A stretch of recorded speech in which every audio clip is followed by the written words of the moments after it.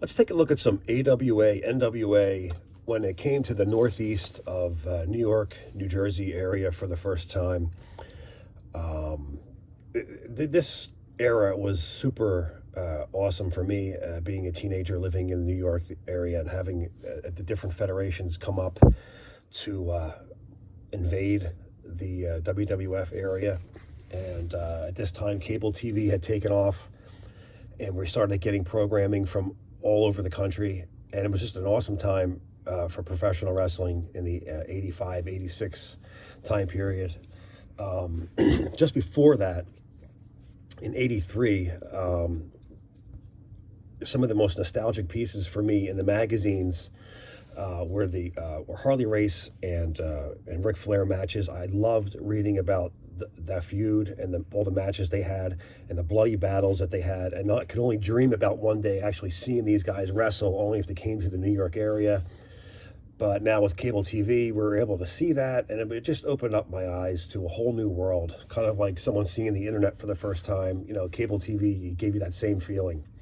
And I'm just going to go through a couple of magazines that are my favorites for that time period when Harley Race won the title back for the 7th time, beating Ric Flair for the title. This is one of my favorite magazine covers, and I got that autographed by both men. I also have a 16 by 20 of that same picture signed by the guys. Here's Harley on the cover for the last time, and actually the first time, on PWI with the NWA World title.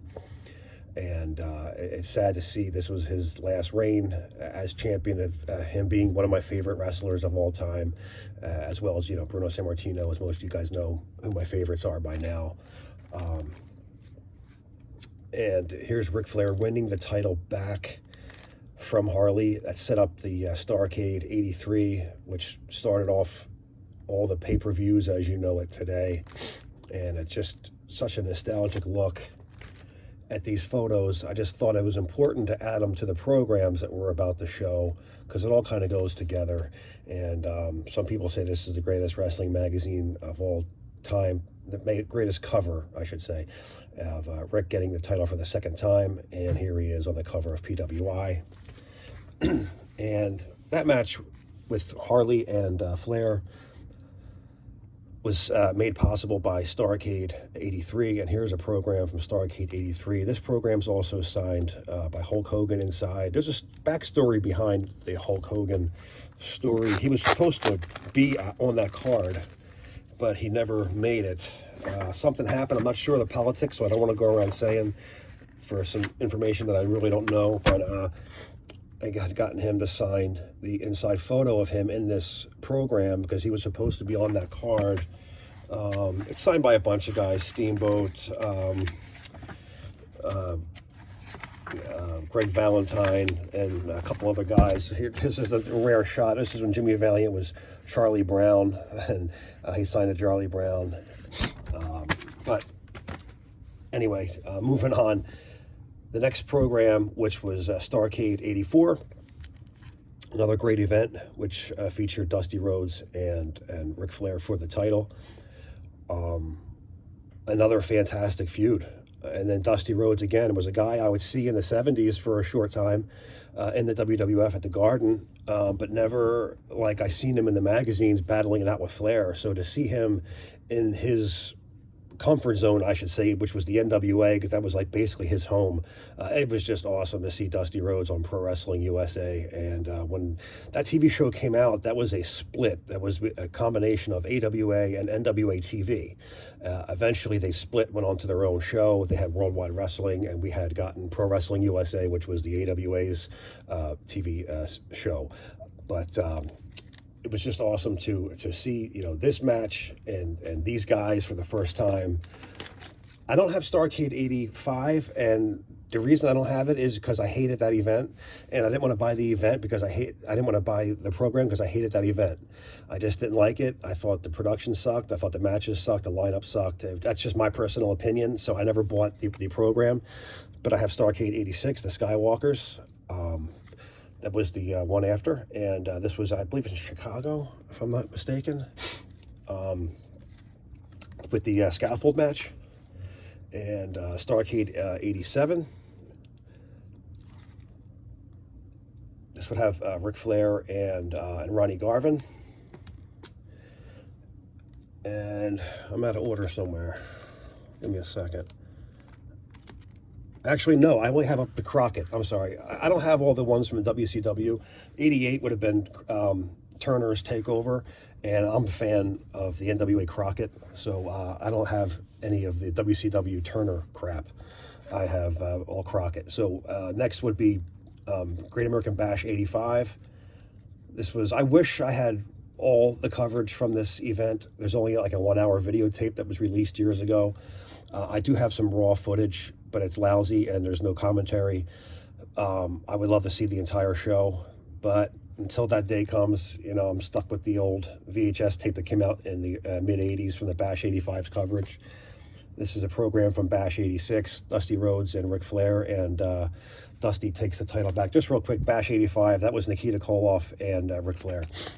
Okay, Bash 86, we had Dusty Rhodes taking the title in a cage with Ric Flair on Bash 86. And Bash 87, this was the War Games. This also, inside there's the lineups of each one of these from 85, 86.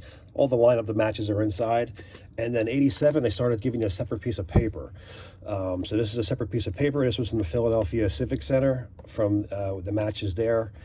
And it's got U.S. title in a cage, Lex Luger versus Nikita Koloff, Dusty Rhodes and Ronnie Garvin versus Ric Flair and Tully Blanchard, Jimmy Garvin versus J.J. Dillon, that's a real winner, Dr. Death versus Dick Murdoch, Rock and Roll Express, Midnight Express, and a lumberjack match at Philly on, I'm trying to see an exact date, but I just don't see an exact date written on here, just 87 Bash Tour.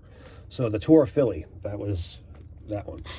And Bash 88, Bash 88, I believe, was still Crockett at that time. They didn't sell yet, but I got the rarer program here. And this is, the Bash 88 program looks exactly like this. It just says 88 rather than 87. This is a tougher one to find because this was at an arena. And I believe this is from Baltimore. Yeah, this is the, I'm sorry, no, Louisville, Kentucky. Louisville, Kentucky on July 13th, 1988. It's got Dusty, Sting, Luger, and Nikita versus Ric Flair, Barry Windham, Tully Blanchard, Art Anderson, the Four Horsemen. It's got the Skywalkers match that never happened. The Road Warriors versus the Powers of Pain. That was to be a scaffold match, and the Powers of Pain pulled out. Barbarian said he does not want to go on a scaffold. He screwed Dusty over that night, and he left for the WWF, and they never had that match. So it's a cool piece of history from Kentucky. This was supposed to happen, and it never did. Bash 88. We got the Night of the Champions. It was the first time the NWA was back in the New York area since the 1960s when Nature Boy Buddy Rogers was the champ. And there was a hell of a lineup here. Some great matches. I don't have that in front of me. Yes, I do. Main event, Ric Flair versus Ricky Steamboat, Carlos Colon versus Tully Blanchard, the Road Warriors versus King Kong Bundy and Jimmy Valiant. That would set up a joint venture with the AWA and the NWA to come to the Northeast together, and this was in February of 1985. And this would have Ric Flair versus Harley Race, Rick Martel versus Ronnie Garvin, the Road Warriors versus Jerry Lawler and I believe it was Tommy Rich. One of those two didn't show up. I can't remember. It was a substitute for that match. Ivan and Nikita versus the Fabs, and Bob Backlund versus Billy Robinson. Star Wars 85. This is signed by Animal and Precious Paul. The next Pro Wrestling USA show in the Jersey, New York area was April 19th, and that would have the Sergeant Slaughter versus the Kamala, the Road Warriors versus Larry and Kurt Hennig, Nick Bockwinkel and Larry Zbyszko, and Rick Martel defending the AWA title versus King Tonga. That summer, Pro Wrestling USA is back again, August 16th, 1985, and it's Flair versus Slaughter, Rick Martel versus Larry Zbyszko for the AWA title, and the AWA champions, the Road Warriors versus the Freebirds. And back in December, would set up Night of the Champions Part 2. Night of the Champions 2 had Dusty Rhodes versus Ric Flair, Rick Martel losing the AWA title to Stan Hansen, Magnum TA versus Tully Blanchard for the U.S. title, and Abdul the Butcher versus Carlos Colon. Battlestar 86 in the Meadowlands, and this would have Scott Hall versus, I believe it was Boris Zukov, if I'm correct. The Road Warriors versus the Russians are in a cage, and Dusty versus Flair was also in a cage. I actually have two of those. I didn't realize that. Gets us to Rage in a Cage, which is the final show of it, of the joint venture of the AWA NWA together. And that would have Road Warriors versus the Russians in a cage, Dusty versus Arn Anderson in a cage, and Stan Hansen defending the AWA title versus Leon White, who became Big Van Vader. This is just an old Southwest Championship Wrestling program with Tully Blanchard partnered up with Gino Hernandez. I honestly thought Gino would have been a fantastic Four Horseman. It's too bad that never happened. This is a barely legal ECW arena program. I waited in line at the ECW arena for 3 hours before the event. I never got in. I was able to buy a program, but never made it in. The place sold out and never got in. But I got the program. This is an old program of Bruno's last night and the first opening night of the Brendan Byrne Arena.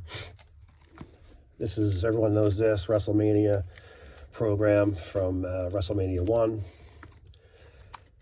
This is the Shea Spectacular in the 80s with Bruno versus Zbyszko in the cage.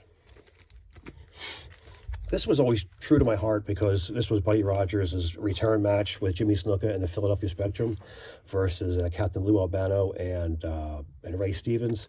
This was a tough program to find. Actually, I didn't mean to put this in here. I didn't realize it was.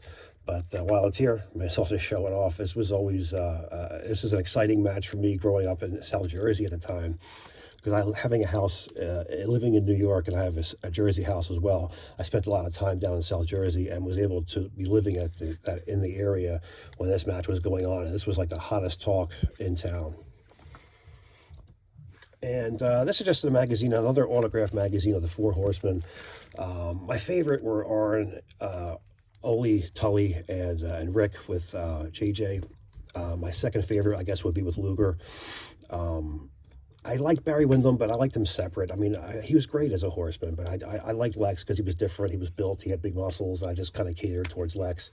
And so I had this signed by all Four Horsemen plus J.J. Dillon. So these are like I said, my most nostalgic pieces from 84 to 87 and some rare programs from the AWA and NWA when they came up and invaded the Northeast. Okay, thanks for watching. See you on the next.